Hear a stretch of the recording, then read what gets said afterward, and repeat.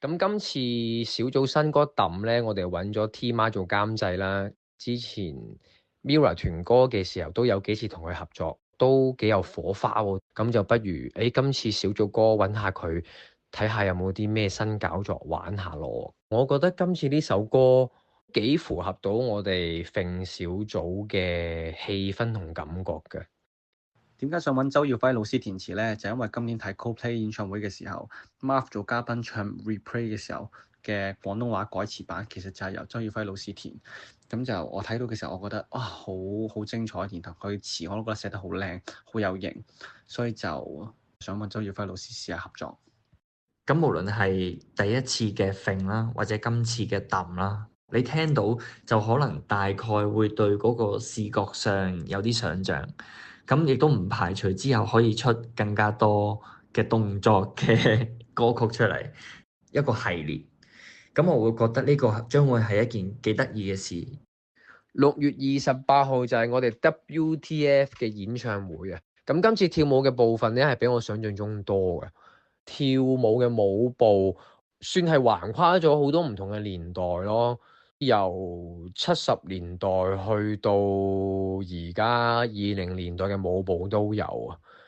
我覺得開小組演唱會同開12個人嘅演唱會個準備時間啊，好似差不多。我哋真係將所有好豐富嘅表演都俾咗大家。好多時候我哋4個都會喺台面上面嘅演唱會，其中有一首歌呢，就係我哋非常之耳熟能詳嘅。我哋4個情緒非常高漲嘅。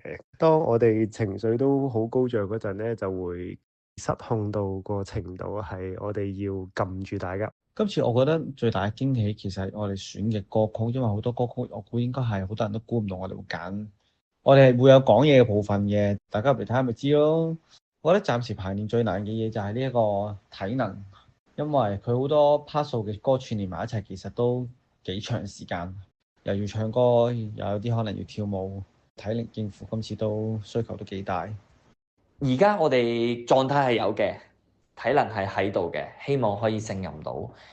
至於大家最關心嗰個視覺上嘅衝擊咧，刻意嘅路應該就唔會有噶啦，但係不經意嘅路咧又唔排除會有喎。